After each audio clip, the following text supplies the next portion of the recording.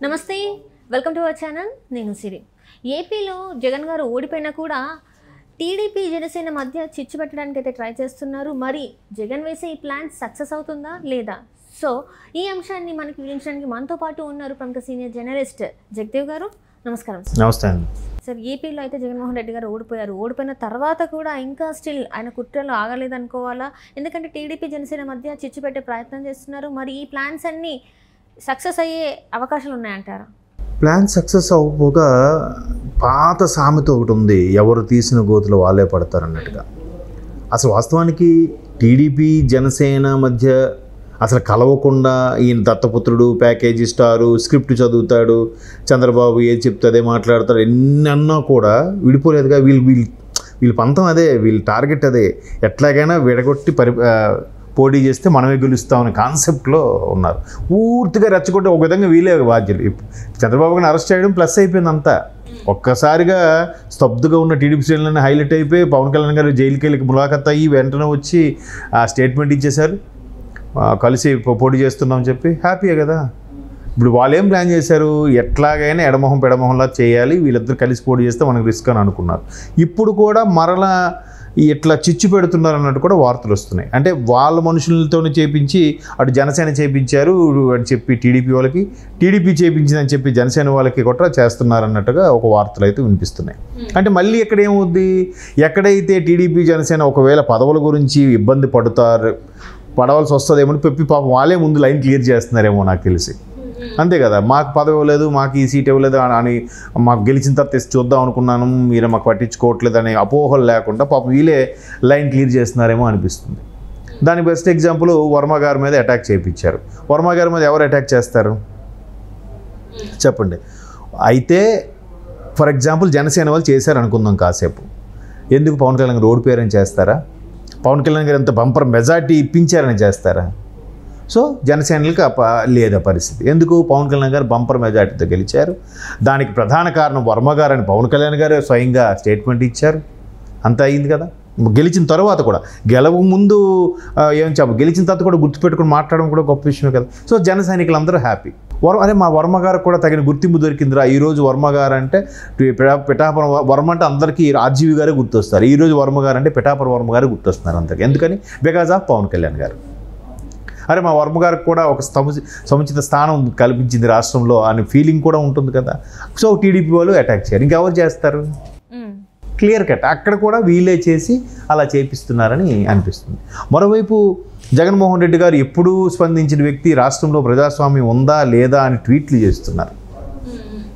నాకు పర్టికులర్గా ఏమీ లేదు నాకు ఫోన్ నెంబర్ కూడా లేదు అనుకున్న వ్యక్తి ఈరోజు ట్వీట్లు చేస్తున్నారు అవి ఇవి చెప్తున్నారు దానికి తగ్గట్టు మాజీ మంత్రులు కూడా ప్రస్తుతానికి రాష్ట్రంలో అసలు పోలీసులు ఉన్నారా లేరా వీళ్ళు అసలు ఉద్యోగం చేస్తున్నారా వీళ్ళకి అసలు సిగ్గుందా ఉద్యోగం జీతాలు తీసుకొని పనులన్నీ చేస్తున్నారు కాబట్టి వీళ్ళకి అసలు సిగ్గుందా అని కూడా ఇందాక ఎవరో మాజీ మంత్రి మాట్లాడుతుంటే చూశాను దేవాలయాలు కొల్లగొడితేనే దేవుడికి పోతే నష్టమే ఉంది మీకేమైంది దేవుడు ఏమైనా మీకేమైనా అడిగాడా మీకు వచ్చి చెప్పుకున్నాడా అని ఎటకారంగా ఒక హిందూ అయి ఉండి ఎటకారంగా అలా మాట్లాడిన మాజీ మంత్రి ఇప్పుడు లా అండ్ ఆర్డర్ పోలీసులు ఇవన్నీ గుర్తొస్తున్నాయా ఇంకో ఆయన అంటాడు అసలు మేము ఓడిపోవడానికి కారణాలు ఏంటి ఇప్పటికీ మాకు అర్థం కావట్లేదు అసలు లా అండ్ ఆర్డర్ ఉందా లేదా ఇంత చెలరైపోతున్నారేంటి అని అంటాడు ఇంకో ఆయన అయితే దీనికి అంతటి కారణం కూడా అందరికీ కనబడుతూనే ఉంది అంటే ఒకటి మా టైం వచ్చిందిరా అన్నట్టుగా వీళ్ళకి ఉంది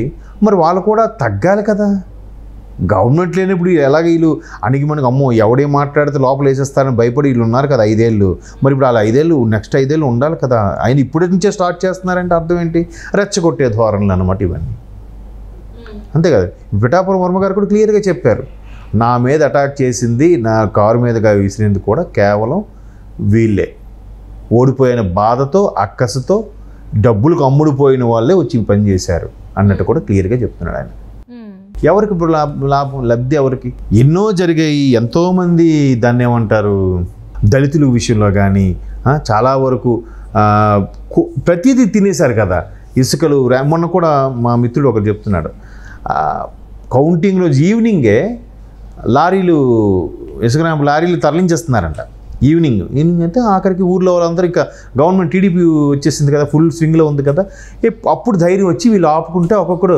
వేలు చూపించారట ఇలాగా డ్రైవర్లు, తీసుకెళ్ళే డ్రైవర్లు వేలు చూపిస్తే ఇంకెవరికైనా కోపం రాదమ్మా? వెంటనే వాళ్ళు మళ్ళీ కంప్లైంట్ చెత్త కొట్టేశారట ఊరాళ్ళందరూ కలిసి ఆ డ్రైవర్ని, 10 లారీ డ్రైవర్ని మమ్మల్ని అటాక్ చేశారని తిరిగి వెళ్ళి పోలీస్ కంప్లైంట్ ఇచ్చారంట.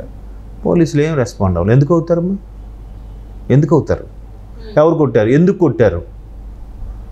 తీసుకెళ్తున్నాం. మరి మీరు మీకేమైనా ఉందా తీసుకెళ్ళడానికి? పోలీసులు అడిగారు, మీకు పర్మిషన్ ఉందా? మీ అధికారం మీ గవర్నమెంట్ ఉంది కాబట్టి మమ్మల్ని ఎవడేం అనడలే అనే ఉద్దేశంతో తీసుకెళ్లారు. ఇంకా కౌంటింగ్ రోజు కూడా ఎంత తెలిసినా కూడా మీరు సాయంత్రం వెచ్చలుడిగా తీసుకెళ్తే వాళ్ళకి ఇది రాదా? అందుకు పోలీసులు అడిగిన దానికి వాళ్ళ దగ్గర ఆన్సర్ లేదు, సైలెంట్గా మూసుకొని వెళ్ళిపోయారంట. అంటే ఇలాంటివి అడ్డుకుంటే అది దాడులు. చూసమ్మా, ఒకటి కాదు, ఇసుక నుంచి ఆకాశం వరకు అన్నీ చేపించేశారు. ఇప్పుడు వాళ్ళ నుంచి కొడాల నాన్నగారు, పేరు నాన్నగారు అసలు ఎంత చక్కగా ప్రెస్ మీట్ పెట్టి మరీ చెప్తున్నారు, అసలు పోలీసులు జీతాలు తీసుకుంటున్నారా, వీళ్ళకి అసలు ఇది ఉందా అని. ఏమనిపించదమ్మా? ఇంకా ప్రమాణ స్వీకారం కూడా అవ్వలేదు కదా. అవ్వకపోతే వీళ్ళది ఆపద్ధర్మ ప్రభుత్వమా?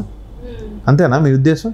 ఆపద్ధర్మ ప్రభుత్వం ఉంది కాబట్టి మాదే అవ్వాలన్న ఫీలింగ్లో ఉన్నారు. అంతే కదా. ఇప్పుడు ఏంటంటే ఇంకా రాజీనామా చేసి ఉన్నారు కాబట్టి ఎట్లా గవర్నర్ అడుగుతారు ఆపద్ధర్మ ముఖ్యమంత్రిగా ఉండండి అని చెప్పేసి. సో ఇవన్నీ ఈ కొద్ది స్పేస్ని కూడా వాళ్ళు యూజ్ చేసుకోవాలని వాళ్ళు ఫిక్స్ అయిపోయినట్టు, యూజ్ చేసుకున్నట్టు అనిపించట్లేదమ్మా నాకేంటే. వీళ్ళు ఏంటి అసలు ఎట్లా అటు ఈవీఎంలో ఒక పాము దూరింది జనాలను కాపాడడానికే, ఎవడని కొట్టేస్తే వాడిని టచ్ చేసి ముద్దులాడాడు అందుకే కొట్టాడు, మీరు కొట్టాడు అంటున్నారు. ఇట్లాంటివన్నీ జైల్లో ఉంటే చేమలు దోమలు కొట్టకపోతే రంభా ఓరసీలు వచ్చి కొడతారా? ఏంటా మాటలు? మరి ఇప్పుడు ఎందుకు అంత వ్యంగ్యంగా వెటకారంగా ఇప్పుడు ఎందుకు మాటలు రావట్లేదు? ఇప్పుడు పద్ధతిగా పోలీసుల గురించి ఎందుకు మాటలు వస్తున్నాయి?